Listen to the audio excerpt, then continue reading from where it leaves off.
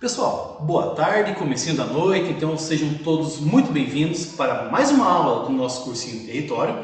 Então assim, pessoal, estamos trabalhando com uma ordem cronológica em relação ao conteúdo, em relação ao ano de estudo, que é disponibilizado o conteúdo da parte da física. Então a nossa primeira aula, o nosso foco foi lá o primeiro ano, a nossa segunda aula, o foco foi o segundo ano. Na terceira aula, o nosso foco então vai ser o terceiro ano. Só que assim, pessoal, na sexta-feira estaremos trazendo mais uma live, novamente, para que você consiga estar tendo suporte em mais um conhecimento da área da disciplina de física.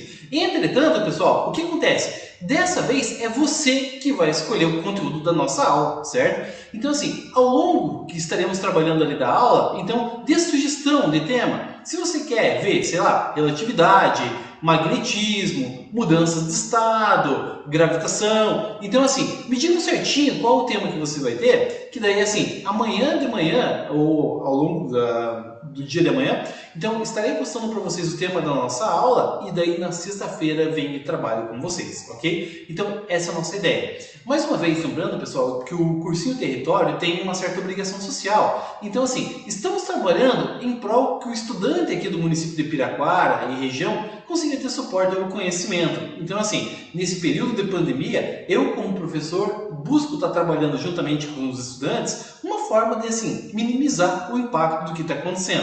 Dentre esses componentes, o que teremos então ali? Essas aulas nesse formato. Então a tendência é que você venha a estar tendo uma compreensão mais adequada, nem que seja de maneira rápida do nosso conteúdo, ok? Então assim, mais uma novidade que estaremos trabalhando também. Ao longo dessa semana, a gente estaremos trabalhando com o nosso canal no YouTube, então vamos começar a abordar as nossas aulas, estaremos fazendo as nossas publicações de aula por lá. Eu vou pedir encarecidamente que vocês, assim, ao longo dessas aulas, conforme for vendo, acessem o YouTube, que mais pra frente eu passo a descrição para vocês, aonde vocês consigam estar entrando, se associem junto com a página, clique lá naquele botãozinho para estar assistindo, participando, para que você seja comunicado das nossas movimentações que estaremos fazendo ali dentro desse contexto, para que você consiga estar trabalhando com isso. Então assim, precisamos estar atingindo um total de 200 pessoas que se fidelizem a estar verificando nossas aulas ali. Então assim, eu peço a sua colaboração para isso e desde já, de antemão, agradeço a sua compreensão, ok? Muito obrigado. Feito isso, vamos para a nossa aula, ok? Pessoal, então assim, ó, gente, o nosso conceito da aula de hoje, estaremos trabalhando ali com a ideia de modelo atômico, ou os modelos atômicos e processos de eletrização. Ok, muito bem, vamos dar uma olhada para ver como que a gente acaba trabalhando com isso. Pessoal, antes da gente verificar conceitos modernos, vamos entender da onde que começou isso, certo? Então assim, a primeira circunstância onde foi observado um contexto, um princípio, um início da eletricidade, pelo menos que se tenha registro, foi na Grécia Antiga. Assim, esse cara chamado Tales de Mileto deu um suporte extremamente grande quando ele conseguiu pegar um componente chamado âmbar. Esse âmbar, pessoal, é uma resina vegetal fossilizada. Imagina assim, a seiva de uma árvore, aonde conforme ela começa a escoar pela sua casca, o que acontece? Estaremos ali tendo, então, esse suporte, aquilo forma um âmbar. Então, assim, dentro desse componente, se algum bichinho, algum inseto, por exemplo, tiver nessa superfície e pousar, por exemplo, em cima do âmbar ou dessa seiva, aquilo é extremamente gosmenta. E assim, esse pequeno inseto não vai conseguir se deslocar. E aí temos como exemplo a ideia, então, aqui, ó, dessa borboleta que acabou ficando aprisionada, certo? Então, assim, alguns filmes de ficção no passado trabalharam justamente com essa ideia de você conter DNA, por exemplo, de dinossauros. Então, assim, justamente a partir disso que você consegue estar trabalhando dentro do contexto e por intermédio disso você consegue trabalhar com algumas ideias ali. Bom, a partir disso, pessoal, o que Tales conseguiu perceber? Com o fato dele estar atritando ou esfregando ele, por exemplo, contra a pele ou contra a lã, ele conseguiu perceber que alguns animais, por exemplo, alguns pequenos componentes ali conseguiam estar sendo atraídos por causa disso. Dentre esses componentes, tinha-se então a ideia da palha, fragmentos de madeira, pequenas penas. Então isso foi o princípio. Não sabia-se o que estava acontecendo. Mas poderia definir com certeza que a atuação já era pensada mais para o método científico do que pensar, por exemplo, ali na ideia de Deus estaria assumindo o controle de toda a situação que tinha ali. Lembrando que na Grécia eles eram politeístas, ok? Então assim, ó, avançando um pouquinho mais, pessoal, uma ideia de modelo atômico que eles quiseram abordar, eles não sabiam necessariamente o que era. Entretanto, Demócrito e Leucipo conseguiram estar trabalhando com alguns componentes. Eles conseguiram perceber que objetos diferentes eram trabalhados ali com materiais diferentes. Por exemplo, o átomo ou a constituição que você tem ali dentro de um componente, por exemplo, de uma árvore, é diferente de uma rocha, e é diferente da água, e é diferente de uma uva, por exemplo. Então, assim, eles não sabiam explicar necessariamente o que era de maneira tão íntima, o que estava rolando. Entretanto, eles podiam dizer com certeza que o que estava acontecendo era porque existiam componentes diferentes. Então, assim, começou a ter uma ideia um pouco mais ampla de maneira distinta de você estar trabalhando com algum componente. Então, assim, isso é a tendência que temos ali, ok? Bom, pode perceber, até então, o pessoal que vimos aqui na Grécia Antiga, o mais próximo ali a cerca de 380 anos de Cristo, anos antes de Cristo, ou seja, quase 2.500 anos atrás. Agora, a primeira evolução que acabou tendo mesmo foi com um cara chamado John Dalton. E ele começou a trazer alguns componentes, aí a ciência já tinha evoluído, a tecnologia estava dando um suporte um pouco maior. E o que aconteceu? Ele começou a estar trabalhando com a ideia dessa pequena partícula essa dita como fundamental, que lá na Grécia eles já tinham abordado e agora foi restaurada essa ideia aqui para que eles conseguissem estar trabalhando. Então assim, o conceito do átomo é algo antigo, entretanto, o que acontece? As suas descrições e maiores aprimoramentos é relativamente moderno. Então assim, ó, o que a gente tem como referência de Dalton? O que ele trouxe para a gente? A ideia de que o átomo é maciço e indivisível. Lógico, assim, resumindo muito o trabalho dele. Então assim, nessa ideia do átomo ser maciço e indivisível, imagina por exemplo a ideia de uma bola de bilhar. Nessa ideia dessa bola de bilhar, se você quebrar ela, você não vai ver um espaço assim dentro que não seja cerâmica. Então assim, vai ser uma peça maciça. Então é isso que ele estava levando em consideração, um único componente, e indivisível porque ele imaginava que não tinha como quebrar e dividir o átomo. Hoje sabemos que existe, por exemplo, a ideia da fissão nuclear, mas leve em consideração que estamos trabalhando com estudos de basicamente 200 anos atrás, ok? Então assim, temos isso como referência, certo? Bom, evoluindo um pouquinho, pessoal, tivemos ali Thomson, onde ele conseguiu estar trabalhando, evoluindo mais um pouquinho esse componente. Nessa ideia, pessoal, pegando todo esse componente que temos ali dos estudos de Thomson, ele conseguiu estar percebendo que nessa ideia do átomo havia mais alguma coisa ali. Nessa ideia, então, o que tinha como referência? Nessa ideia, então, pessoal, o que estava acontecendo? O fato de estar trabalhando em cima desse contexto, então, estava abordando dentro dessa temática a ideia que tinha ali, então, de que você estava trabalhando assim numa conceituação. Conceituação essa que estava se trabalhando, que você tinha um componente adicional até então nesse átomo, que não sabia se necessariamente o que era. Depois foi descoberto que esse componente aí, na verdade, assim, era o conceito ali do elétron. Então, assim, esse suporte que eles estavam trabalhando, pessoal, na verdade, estavam acrescentando esses componentes, e dentro desses componentes que tinham ali, então, estavam fazendo uma abordagem, e essa abordagem, ele deu um nome específico. A abordagem é essa definida, então, como pudim de passas. Só que assim, pessoal, o pudim de passas já é uma coisa da cultura dele, não da nossa. Então, assim, o fato de estar trabalhando juntamente com esse conceito, então, para a nossa realidade é alguma coisa meio estranha. Entretanto, vamos trazer alguma coisa correspondente para a nossa realidade, que seja da nossa cultura. Vamos imaginar a ideia de um panetone. Na ideia do panetone, pessoal, o que a gente tem como referência? Todo aquele corpo do panetone seria o correspondente ao átomo. E a gente vai ter que as frutas cristalizadas, então, fazem o papel correspondente do elétron. Então, isso é o que eu consigo trazer para vocês que mais se assemelha com o modelo dele, ok? Pessoal, se tiverem perguntas, vão trabalhando com a ideia aí, vão cogitando, venham participar, que a participação de vocês é fundamental do nosso contexto aqui. Afinal de contas, as aulas são feitas para vocês, ok? Só estão comentando sobre os slides que não dá para enxergar.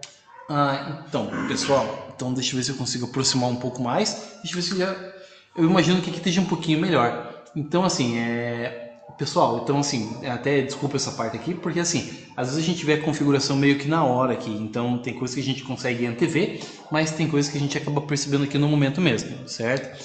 Então assim, ó, vamos avançar um pouquinho mais. Ali, pessoal, nessa ideia de Rutherford, por exemplo, o que ele acabou trabalhando? Então assim, leve em consideração, pessoal, que o desenvolvimento da ciência vai avançando, novas tecnologias vão aparecendo, componentes que até então eram inacessíveis começam a ter suporte e assim, dentro desses suportes, então foi feito um experimento. Então assim, nesse experimento, pessoal, o que ele pegou ali? Ele pegou a ideia do anteparo, representado por esse componente, ele colocou ali no meio então uma folha de ouro ou uma lâmina de ouro, então você tinha aqui um canhão de partículas alfa. Esses componentes emitiam então ali um determinado componente, ou a partícula alfa, como ele próprio diz ali, aquilo colidia, fazia esse caminho de deslocamento, onde batia na folha e ele tinha tendência de avançar até o final. Entretanto, percebam, a maior concentração, por estar sendo atirado de linha reta, deveria ser nessa região. Mas percebam, assim, de repente, esse cara começou a esquivar a ideia do movimento. E a tendência do deslocamento da partícula não foi se mantendo só em linha reta. Se ele estava desviando a trajetória é porque estava batendo em alguma coisa. Bom, então assim, ó, vamos imaginar que eu estou pegando assim, nesse trecho aqui e estou dando um zoom. Esse é o zoom que temos ali. Então assim, eventualmente algumas partículas passavam aqui batidos sem tocar em nenhum núcleo atômico. Alguns batiam no núcleo, que é mais denso. Então, o que estava acontecendo no final das contas ali? Então, foi descoberto que os núcleos não tocavam-se entre si. Então, assim, havia um espaçamento.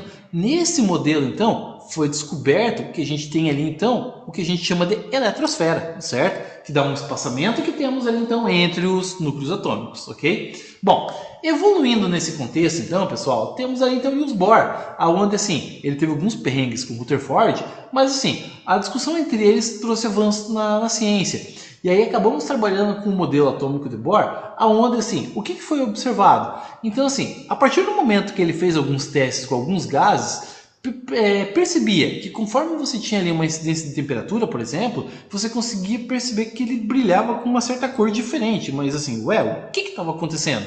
Então assim, nesse conceito ele conseguiu perceber a ideia então de energia. Então havia-se aspectos de energia que estavam diferentes. Esses aspectos de energia, ele conseguiu representar ele então como níveis de energia de Bohr, ou camadas quânticas, camadas de valência, mas é muito conhecido como camadas eletrônicas. Então assim, esse é o contexto que ele acabou trabalhando. Percebam, a gente tem aqui ó, uma região bem próxima da ideia do átomo, onde quando você tem aqui uma região nuclear, o que acontece? Então assim, você vai ter certos espaçamentos. Isso quer dizer o quê? Conforme você tem ali que o elétron está mais próximo do núcleo, vai ter uma força elétrica muito mais intensa. Então assim, não vimos a ideia de força elétrica ainda, mas assim, percebam, quando elétrons estão próximos, então a tendência é que se amplifique essa força. Quando eles estão mais afastados, então assim, perde um pouco essa força. Isso quer dizer o quê? Que quando a gente vai estar trabalhando com o conceito da química, por exemplo, então assim, você vai ter uma tendência muito maior de você arrancar elétron que está longe do núcleo do que elétrons que está próximo. E aí vem o conceito, por exemplo, de raio atômico, que você consegue estar trabalhando. Então essa é a tendência que acabamos tendo ali. Então assim, aqui aparecem alguns níveis de energia que você precisa estar estabelecendo para que você venha arrancar o elétron. O mais difícil de você arrancar é o que está mais próximo, por isso que você vai ter ali um nível de energia muito maior. Quanto mais afastado, menos energia você precisa para deslocar ele, ok? Bom, então assim, pessoal, o que temos como referência? Então, essas imagens acabam trazendo assim essas movimentações. Então, temos ali, por exemplo, o modelo atômico definido como de Rutherford-Bohr, ou mais específico, ele de Rutherford. Só que as teorias de Bohr foi muito de encontro que acabou vinculando isso dentro desse conceito ali. Então, nessa temática, pessoal, temos um modelo que a gente chama de modelo planetário, onde você tem assim uma região central, onde esse componente é um núcleo. Ao redor, você tem assim uma região onde quem transita ali são os elétrons. Só que o que acontece, pessoal? Nessa ideia dessa transição, então assim, você vai ter assim níveis de distância que a gente chama de camadas quânticas ou camadas eletrônicas, que a gente tem aqui, ó, as definidas na região chamada de eletrosfera. Nessa região, temos ali em ordem de afastamento a camada K, L, M, N, O, P e Q, certo? Então assim, a partir disso conseguimos estar trabalhando com essa estruturação. Só que assim, pessoal, a gente tem certos níveis de energia que a gente consegue estar trabalhando. E vinculado a isso aqui, temos aqui a ideia que vocês trabalhavam lá no primeiro ano com distribuição eletrônica, justamente por intermédio do diagrama de Linus-Pauling, certo? Então esse é o conceito que temos ali. E abaixo aqui, pessoal, temos uma conceituação então do que a gente conhece como um átomo moderno, onde na região nuclear ou região central, temos ali então os prótons. Temos ali, no caso, os prótons representados pela cor azul. Temos ali, então, os nêutrons representados pela cor vermelha. E assim, esses são a integração do núcleo, onde o núcleo a gente pode dizer que ele é positivo, ok? Ao redor, temos os elétrons. E esses elétrons, então, são ditos negativos. Entretanto, pessoal, quando trabalha-se com um átomo eletricamente neutro, não quero dizer que não tenha carga elétrica. Tem, só que tem em igualdade. Por exemplo, se eu tenho 3 prótons, eu tenho 3 elétrons. Se eu tenho 10 prótons, eu tenho 10 elétrons. Então, a gente consegue estar trabalhando dentro desse conceito. Então, essa é a base que temos ali como referência, ok? Então, isso é o que a gente chama de estabilização elétrica. Então, assim, vamos avançar um pouquinho mais. Pessoal, tendo dúvidas, vão trazendo as dúvidas aqui que o professor Jorge que me dá suporte justamente para que eu consiga ter acesso às dúvidas de vocês aí. Professor Jorge, alguma coisa aí? Nem só o pessoal falando do tamanho da fonte ali, que não estão conseguindo enxergar. Mas agora tá ruim ainda? Esses aí, tá, eu descrevi aquilo que estava escrito. Ah, tá, ok. E outra coisa também, eles estão confundindo com esse daí sendo as aulas do Aula Paraná, do Estado. Ah, não, pessoal, é o seguinte, ó, a Aula Paraná que está tendo é um sistema vinculado do governo do estado. Aqui temos a ideia do curso território que é completamente à parte, não tem nada a ver com o sistema do estado, ok? Então, assim, as aulas Paraná que estão tendo é uma forma de que o governo do estado, por exemplo, está trabalhando junto com a Secretaria de Educação para que consiga ter uma minimização de prejuízo pedagógico. Assim, o nosso suporte aqui no cursinho vai na mesma linha, só que independente. Aqui, o próprio cursinho, por exemplo, é a mantenedora da ideia, da onde estamos trabalhando com esse suporte das aulas, que inclusive começou antes da Aula Paraná. E agora, por exemplo, a gente está caminhando relativamente junto. Mas assim, a base é diferente para estarmos trabalhando, tanto que isso aqui, a nossa ideia, o projeto inicial, é que isso venha estar trabalhando, indo de encontro com o conhecimento que vocês tenham tido nessa primeira etapa do colégio, para que vocês consigam assim estar relembrando, readequando alguns componentes. Então essa é a nossa base, essa é a nossa temática, certo? Então assim, o Aula Paraná é uma coisa, aqui é outra completamente diferente, ok? Mas assim, assistam às aulas lá, assistam às aulas aqui, que tudo vai em prol do seu conhecimento, ok? Então essa é a temática, esse é o recado que eu queria trazer para vocês, ok? Então vamos à sequência. Pessoal, então aqui, ó, temos a ideia, por exemplo, então, com o passar do tempo, e assim, conseguiu determinar um valor para o elétron. Esse valor para o elétron, eles conseguiram determinar como sendo ali, a carga de um elétron igual a 1,6 vezes 10 elevado a menos 19 coulombs. Então assim, nessa ideia, pessoal, estamos separando um único elétron. Na real, acontece isso? Gente, é muito difícil você separar um elétron. Geralmente você tem uma quantidade extremamente ampla de elétrons. Então assim, essa quantidade ampla chega-se a trilhões, trilhões de trilhões, trilhões de trilhões de trilhões. Então assim, a quantidade é extremamente ampla. Graças aos estudos de Michael Faraday, conseguimos ter essa ideia de que os elétrons conseguem estar fazendo muita coisa que nós deveríamos estar fazendo. Dentre eles, o conceito da produção de eletricidade, que se temos hoje a ideia, por exemplo, de uma usina hidrelétrica, usina eólica, isso existe e o fluxo de energia acaba tendo justamente por causa dos estudos de Faraday, ok? Então assim, pessoal, o que acontece? Lembra que eu falei para vocês no slide anterior que estávamos trabalhando ali com o elétron, com o átomo, tendo estabilização de carga? O que acontece? O elétron, pessoal, na real, ele tem a carga negativa, é menos 1,6 vezes 10 a menos 19 coulombs. O próton, por sua vez, tem um valor positivo, mais 1,6 vezes 10 a menos 19 coulombs. Como o valor é o mesmo, eles estabilizaram isso e chamaram o nome de carga elementar, retiraram o sinal, basicamente ali. Então temos esse contexto ali, certo? Então a quantidade de átomos que temos, que estarão trabalhando, ou o número de elétrons que temos nessa referência, é extremamente grande. E aí, um fluxo de elétron extremamente grande, vinculado com a quantidade de carga que cada um leva o conceito que a gente chama aqui de carga elétrica, aonde o Q representa a carga, ele representa o número de elétrons que estaremos trabalhando, ou o número de prótons, e o E representa a carga elementar, descrita então por esse valor, ok? Então, avançando, Temos ali então uma perguntinha, ó. O átomo D, conhecido como pudim de passas, representou ao mundo. Rutherford, por sua vez, mostrou pela primeira vez a existência da... Os níveis atômicos foram definidos por Bohr. Hoje podemos perceber que o átomo são divididos em duas regiões, que a gente não sabe ali. Muito bem, pessoal, o que temos ali como referência? A primeira conceituação, voltando lá no que a gente viu, o modelo definido ou descrito como pudim de passas é o modelo de Thomson. Então assim, ó, vamos procurar nas alternativas ali, qual que aparece com o primeiro sendo Thomson. Opa, beleza. E assim, ó, dentro desse contexto eu já consegui determinar a resposta. Mas olha o que temos ali. Vamos pegar esses nomes aqui e vamos substituir aqui no texto para ver se dá uma tendência lógica. Então olha, o átomo de Thomson, conhecido como pudim de passas, apresentou o elétron ao mundo. Rutherford, por sua vez, mostrou pela primeira vez a existência da eletrosfera. Os níveis atômicos foi definido por Bohr. Hoje, podemos perceber que os átomos são divididos em duas regiões, definidas como núcleo e eletrosfera, ok? Então, a resposta coerente para essa questão ali é a letra C, ok? Pessoal, tem dúvidas aí? Tá tudo tranquilo, sossegadinho? Então, vamos avançando ali.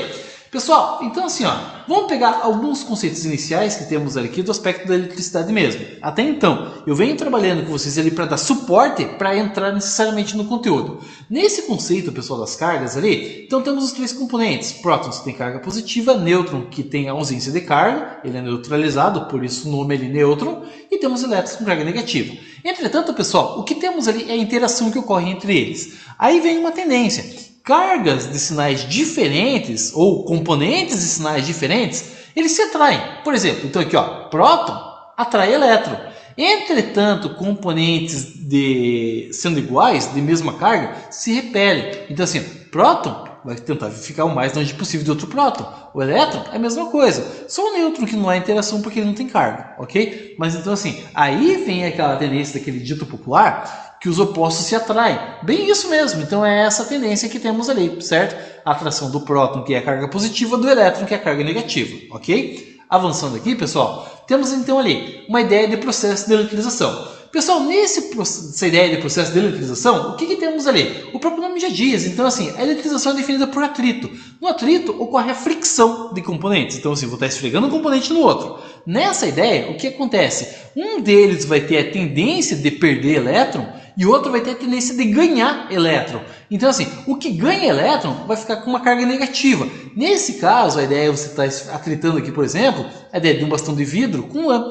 Então, assim, a lã vai ter a tendência, pessoal, de ficar negativa. Ele vai receber elétrons. E aí você vai ter a tendência, por exemplo, desse bastão de vidro, como ele perdeu os elétrons, ele vai ter mais soberania de carga positiva, por isso fica eletrizado positivamente, ok? Então isso é a tendência que temos ali.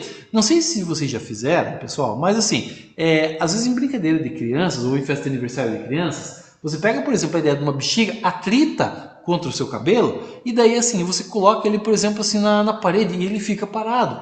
Mas assim, isso acontece por quê? Pelo fato de ter esse processo de atrito. Entretanto, pessoal, isso é muito eficiente em dias secos, ok? Dia que tem um alto teor de umidade já não funciona tão bem, certo? Então essa é a tendência que temos ali.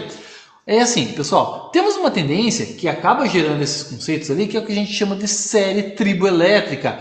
Então assim, ó, dentro desses componentes você tem a tendência de quem tem a tendência de perder elétron, quem tem a tendência de ganhar elétron. Quem perde elétron vai ficar carregado positivamente, quem ganha elétron fica carregado negativamente. Percebam que em momento algum eu falei de você estar mexendo com próton. Próton não se mexe. Quem se mexe é apenas o elétron. O próton está no núcleo, ele está travado ali, está estabilizado na região. Quem vai se mexer é o elétron, que justamente pelo fato de estar longe, então assim, ele não vai conseguir ter a mesma força atrativa pelo núcleo. Então ele se desprende do átomo, certo? Então isso é uma tendência que temos ali. Então assim, ó, aí dentro desse conceito, pessoal, conseguimos estar avançando também. E nessa ideia temos o processo de eletrização por contato. Percebam aqui nas imagens, ó, eu vou ter aqui um objeto com carga negativa, esse aqui está eletricamente neutro. Tocam-se os dois e você tem uma distribuição de eletricidade proporcional, seja ela feita com carga negativa ou com carga positiva. O conceito é o mesmo. Então assim, para que você consiga estar trabalhando dentro dessa ideia, pessoal, há a necessidade de ter o contato físico. Por isso, eletrização por contato, certo? Assim, pode ser que tenha acontecido com vocês em algum momento da vida de vocês, às vezes assim, vai cumprimentar uma pessoa, por exemplo, tem a tendência de estar levando um certo choque, ou o fato, por exemplo, de você ir pegar na maçaneta do carro para abrir a porta, às vezes encostar de leve na lataria e levar um choque. Isso acontece via processo de eletrização. Então assim, pessoal, anda-se muito em conjunto a ideia do processo de atrito e também de contato, pelo fato de que quando você pega num dia de inverno e você está com uma blusa de lã durante muito tempo, ao longo do dia todo, por exemplo, ou quando você está com uma camiseta de clubes de futebol, o que acontece? Se você tira muito rápido ela, você passa ela rapidamente pelo cabelo. Essa passagem rápida pelo cabelo vai gerar eletrização por atrito. E às vezes assim, você rela com a tua camiseta bem na ponta do seu nariz e acaba levando um choque, eletrização por contato. Mas isso pode acontecer? Claro, assim, você eletrizou por atrito, então é bem possível que aconteça. E é viável, certo? Bom, outra forma que temos ali de estar representando isso, esse processo por contato, é o fato de ter esse correspondente aqui que ele é chamado de Van der Graaf. Então o que acontece? Ele tem a tendência de estar tendo ali uma faixa basicamente aqui de borracha, você tem um motor que começa a tratar esse componente e leva basicamente assim elétrons para a parte de cima, ou às vezes o sistema que você tem é invertido, retira elétrons da parte de cima e aí vai ter soberania de carga. O que acontece? Pelo sisteminha aqui, ó, então aquela parte metálica que tem ali, tipo aquele globo, então ele vai ficar carregado com uma carga e esse outro suporte que tem ali vai ficar com a carga de sinal oposto. Por isso que quando você aproxima, você vê breves descargas elétricas. E é normal, cargas diferentes vão estar se atraindo, certo? Quando você, antes de ligar, tocar, por exemplo, nesse componente, temos a ideia dessa imagem. Nessa imagem, o que tem como referência ali? Então, assim, essa mulher ali, ela está com o cabelo, está tudo com o mesmo componente, está com um incidente de elétron, por exemplo. E assim, e elétron odeia elétron, ele vai ficar o mais afastado possível. Tanto que olha que a gente acaba percebendo no cabelo dela, certo? Tanto que as meninas, quando às vezes vão assim, se pentear antes de avançar para o colégio ou para sair, fazer alguma coisa assim, às vezes quanto mais você começa a estar penteando seu cabelo ali, mais vai gerar esse tipo de situação. Isso acontece, por exemplo, quando o pente que você tem ali, ele é de plástico. Se fosse ele de madeira, por exemplo, então isso já não estaria acontecendo. Entretanto, a gente tem que a eletricidade pode salvar vidas. Esse componente que temos aqui, ele vai dar um suporte extremamente amplo para quem tem assim algumas paradas cardíacas. Componente esse chamado desfibrilador, justamente ele que vai fazer que quando o teu coração estiver relativamente relaxado, vai dar aquele choque que tem a tendência de contrair a musculatura e vai fazer que o teu coração volte pega no tranco, basicamente, volta na marra, por intermédio da eletricidade, ok? Professor Jorge, diga lá. Então tem uma pergunta aqui da Mayuri Pio. Por que quando for tirar a blusa de lã e ela passa pelo cabelo, por que vai gerar eletrização? Assim, o que está acontecendo? A blusa, por exemplo, é um material. O seu cabelo é outro. Então, assim, as referências de componentes, eles são diferentes. Quando você tem a ideia de componente diferente, quando eles se atritam, um vai ter a tendência de perder elétrons, o outro vai ter a tendência de receber. Assim, são componentes diferentes. O fato de você pegar, por exemplo, num dia de inverno e atritar as suas mãos, assim, você vai ter passagem, por exemplo, de eletricidade de uma mão sua para a outra. Então, quanto a isso aí, acaba sendo tranquilo o processo. Porém, pessoal, o que vai acontecer? A pele que tem numa mão sua é exatamente igual à pele que tem na outra. Então vai gerar apenas aquecimento, que a gente chama de efeito Joule. Então assim, vai gerar, por exemplo, aumento de temperatura. Os elétrons estão transitando, só que o material é o mesmo. Quando você pega a ideia da blusa de lã, por exemplo, então a lã é um material, o seu cabelo é outro. Então assim, são materiais distintos. Então isso pode gerar esse dente de carga que vai estar em deslocamento. A mesma coisa acontece com camisas de clube de futebol, tem a mesma tendência. Outra coisa, pessoal, que vocês conseguem perceber é quando você vai comprar aquelas massas redondinhas assim de pastel, por exemplo, e quando você vai tirar a massa do pastel, às vezes o plástico que separa ali as massas, aquilo vem e cola no teu braço. Mas o que está acontecendo? Então assim, o fato de você fazer aquela movimentação, por exemplo, vai gerar uma certa diferença de potencial, que a gente chama ali, mas vai gerar um certo processo de eletrização. Tanto que aquilo, por exemplo, vem, se aproxima da sua pele e fica grudado durante alguns momentos ali. televisões antigas, aquelas que tinham tubo de imagem, o que acontece? Aquelas televisões bundudas que o pessoal fala, bem diferente das de hoje. Então assim, quando você ia ligar ela, você aproximava seu braço, por exemplo, assim, os pelos do seu braço arrepiavam, justamente pelo fato de que você estava puxando, basicamente, a eletricidade do seu corpo como referência. O conceito não é necessariamente atrito, mas ali você tinha o acesso de indução, que é a próxima parte que estaremos trabalhando, ok? Tá tudo tranquilo aí, professor? O que a estudante falou? Consegui esclarecer a dúvida dela? Qual que é o nome dela, professor? Mayuli. Mayuli, então, muito obrigado pela sua dúvida e vai mandando pra gente aqui que a gente dá suporte, ok? Pessoal, o último processo que temos aqui então de eletrização é o processo de eletrização por indução. Então assim, você não tem necessariamente um contato físico entre esses componentes. A interação acaba atuando à distância. Nessa ideia, pessoal, temos ali, por exemplo, o princípio ou a base da descarga elétrica, dos raios, por exemplo. Nessa ideia ou nessa tendência, o que acontece? Você vai ter aqui o solo ou o chão, ele vai estar com uma carga e as nuvens vai estar com a carga de sinal oposto. Se as nuvens estiverem carregadas positivamente, o solo vai estar carregado negativamente e vice-versa. Então o que acontece? Tanto que nessa ideia, pessoal, geralmente alguns prédios públicos têm essa haste metálica que ela é chamada de para-raio. A função do para-raio é receber descarga elétrica? Não necessariamente. A função do para-raio, gente, na real, é amenizar a eletrização que a nuvem tem ali e vai estar descarregando ela no solo. Então, assim, isso é uma tendência que acaba tendo. Então, assim, dentro desse componente, a gente tem algumas características ali também, via processo de indução. Mas assim, e se levar o raio? Beleza, se levar, ele é projetado também para dar suporte para isso. Então, vai encaminhar diretamente o raio por esse fio de cobre, levando ali para a parte de baixo, uma região que é chamada aterramento, certo? Então, isso é uma característica ali. Então, essa é a tendência que temos ali. E assim, pessoal, uma perguntinha para vocês ali. Duas, na verdade. Uma vai puxar a outra. Imagina que você esteja dentro do seu carro e assim, de repente, assim, tá numa tempestade muito intensa e cai um raio no carro. O que vai acontecer com vocês? Então, assim, tragam no chat a resposta ali que daqui a pouco a gente vai dar uma olhada nisso. E vamos imaginar que você esteja num avião e de repente você está fazendo uma viagem, por exemplo, intercontinental. Você está saindo aqui, por exemplo, do Brasil, avançando da América do Sul, indo para a Europa, por exemplo, para um determinado país lá. E cai o raio, enquanto você está bem no meio do Oceano Atlântico. O que vai acontecer? Então, assim, são dois questionamentos para vocês pensarem um pouquinho. Então, até para que vocês vão pensando um pouco na resposta, que vocês venham contribuir na aula também. A Samantha já respondeu a primeira pergunta, ela disse nada. Ah, legal, Samantha, bacana, mas por que nada? Entendeu? Então assim, aí você tem que dar uma justificativa mais plausível para isso, ok? Então, vamos pegar aqui, ó, avançar enquanto isso, pessoal. Temos aqui então essa ideia de duas esferas metálicas. Vamos dizer que uma tem a característica de estar carregada positivamente, que é o nosso corpo B, que temos ali, que tem esse dente de carga positiva. E o corpo A, pessoal, percebam ali, ele tem carga positiva e carga negativa. Mas o que está acontecendo? Via processo de eletrização por indução, pessoal, lembra que eu falei ali que componentes de sinais diferentes se atraem, componentes de sinais iguais se repelem? Então essa é a tendência, ó. As cargas de sinais diferentes vão ficar o mais próximo possível e os sinais iguais vão ficar o mais longe possível.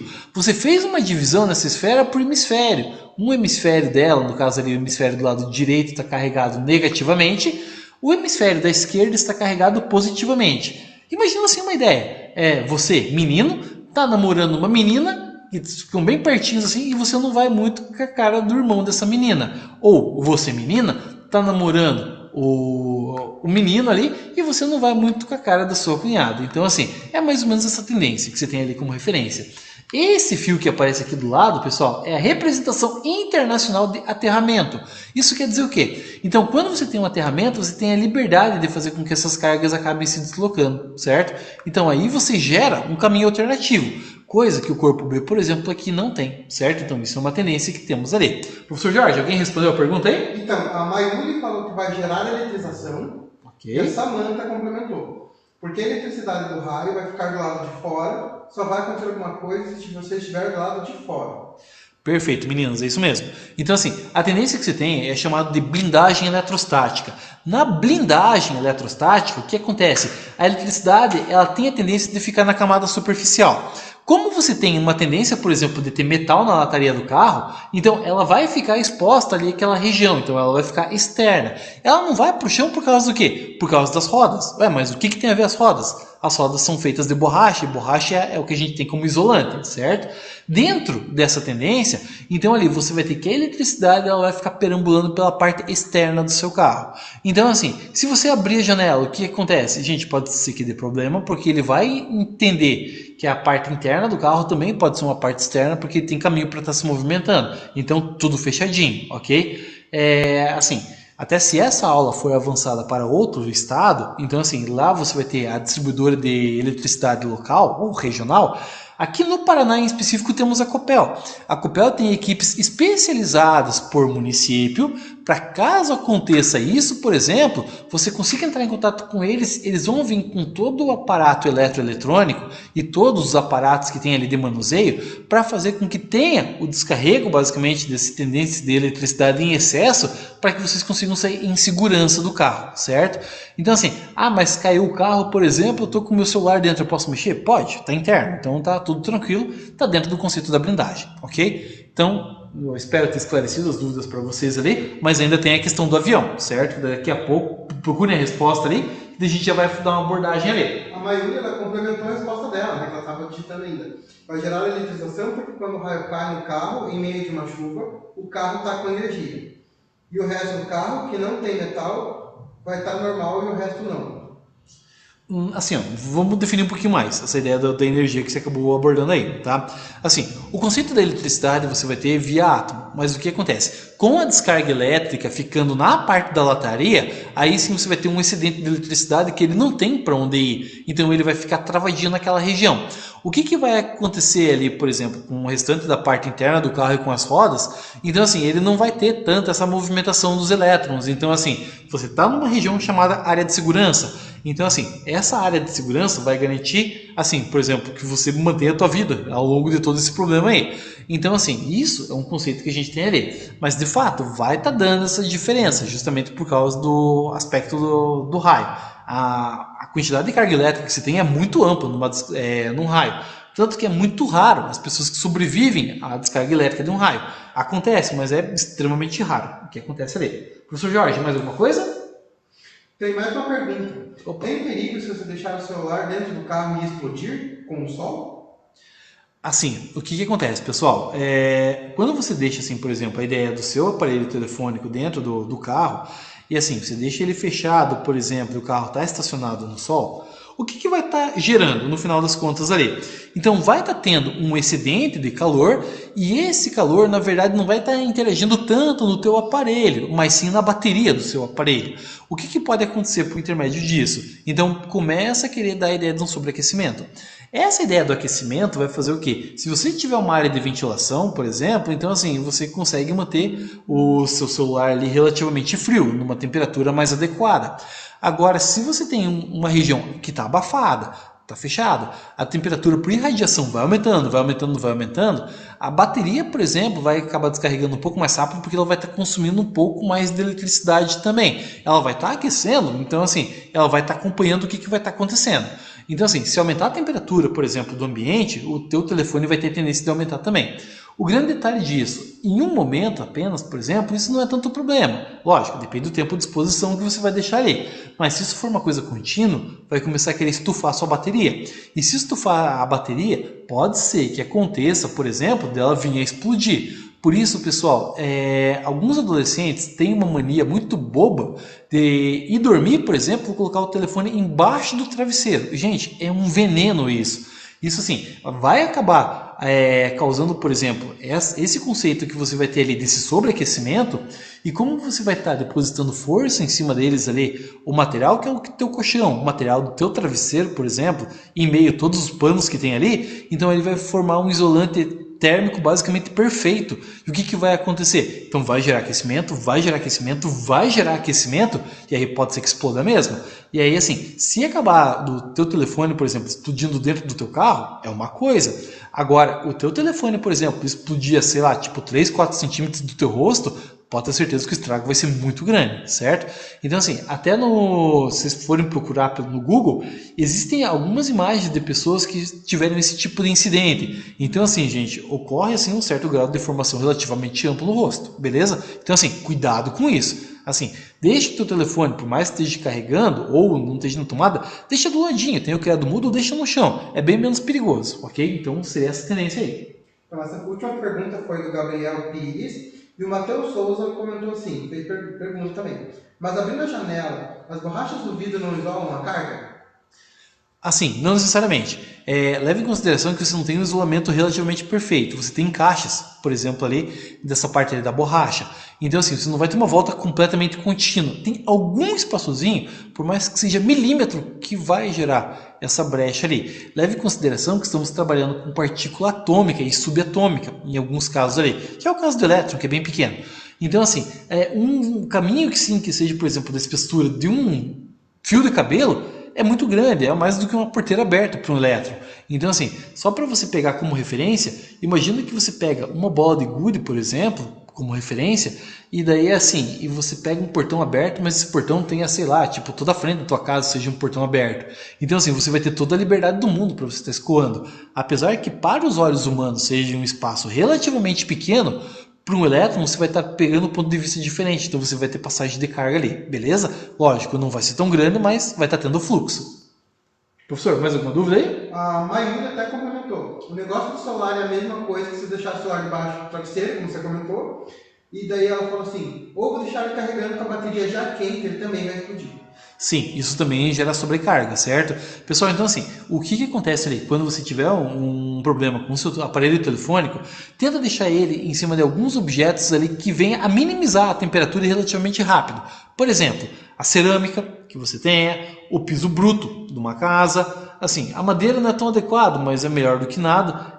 Assim, o fato que tem às vezes de você estar segurando, gente, assim, você já tem a temperatura do teu corpo que vai potencializar isso também. Então, assim, muito cuidado. Se o celular começou a ficar quente demais, tome cuidado com o fato de você deixar no bolso da sua calça, seja no bolso dianteiro ou traseiro.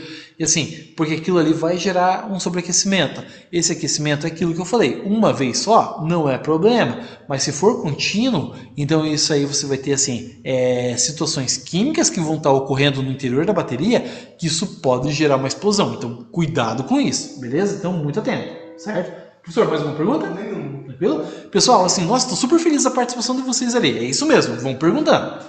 Pessoal, e assim, ó, ainda nessa ideia do processo da indução, o que eu queria mostrar para vocês aqui, ó, algumas características que de vez em quando aparecem em questões de vestibular, que pode ter esse tipo de definição ali, ó. Olha o que ele fala ali, ó. A superfície de uma esfera isolante é carregada com carga elétrica positiva concentrada em um dos seus hemisférios. Uma esfera condutora descarregada é, então, aproximada da esfera isolante. Assinale, entre as alternativas abaixo, o esquema que melhor representa a distribuição final nas duas esferas. Pessoal, assim, é indução, não está tendo contato. Lembrem que quando você tem esse sistema, por exemplo, um corpo eletricamente neutro tem carga. Ó, aqui é neutro, beleza? Só que não está aparecendo nada. Alternativa errada.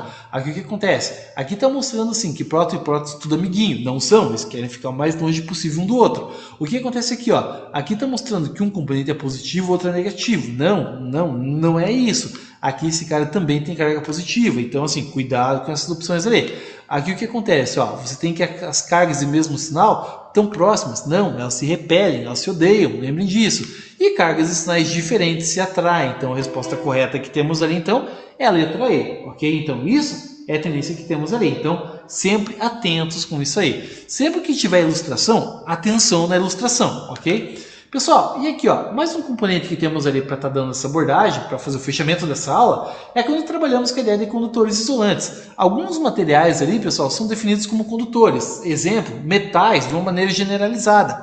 Tanto que na sua casa tem ali, por exemplo, a ideia de fio de cobre, que é justamente um dos melhores condutores elétricos que tem. Esse é o terceiro melhor. Perde para a prata, que é o segundo componente, e o ouro, que é o melhor de todos os condutores, certo? Entretanto, quando você vai fazer, por exemplo, a ideia de um remendo ali entre um fio e o outro, então assim, você vai ter que fazer um corte e você não pode deixar a parte metálica exposta. Então, o que você usa? Você precisa isolar e muitos de vocês já devem ter visto essa ideia da fita isolante. Então assim, que ele vai dar esse componente para que você consiga manter um potencial ali de isolamento elétrico. Então, assim, isso é a tendência. E isso é estar trabalhando com segurança. Existem normas de segurança que, quando você for trabalhando com isso, principalmente eletricista sabe muito bem disso, que você precisa estar trabalhando juntamente com esses componentes. Então, isso é a base principal que temos ali dessa ideia de condutores isolantes, ok? Pessoal, então assim, ó, a minha aula acaba finalizando por aqui. Assim, eu fico muito agradecido com a presença de todos. A participação de vocês é de fundamental importância e isso dá um suporte para que a gente consiga estar fazendo cada vez mais. Então, assim, sempre venham trazendo suas dúvidas ali, porque isso é de suma importância, porque afinal das contas essas aulas aqui são feitas para você. Professor, diga lá, tem mais dúvida aí? A Mayuri perguntou o seguinte: por que se você pegar um grafite e colocar na tomada, você leva choque? Porque assim, Mayuri, o grafite ele é um condutor elétrico, certo? Ele é quase tão bom quanto a ideia dos fios de luz. Então, assim, você tem essa tendência. Tanto que alguns componentes que vão fazer, por exemplo, aparatos em laboratório, eles usam muito grafite para estar conduzindo eletricidade. Lógico que são, ali, experimentos mais específicos. Mas essa é uma tendência que temos ali, ok? Galera, então assim, espero que tenha esclarecido as dúvidas de vocês. Daqui a pouco eu vou verificar ali, então, qual que foi a opção da aula que vocês deram ali. E assim, daí na sexta-feira eu vou trazer essa aula para vocês aí, ok? Pessoal, se cuidem, um grande abraço e nos vemos na próxima ali. Até mais, pessoal. Tchau, tchau.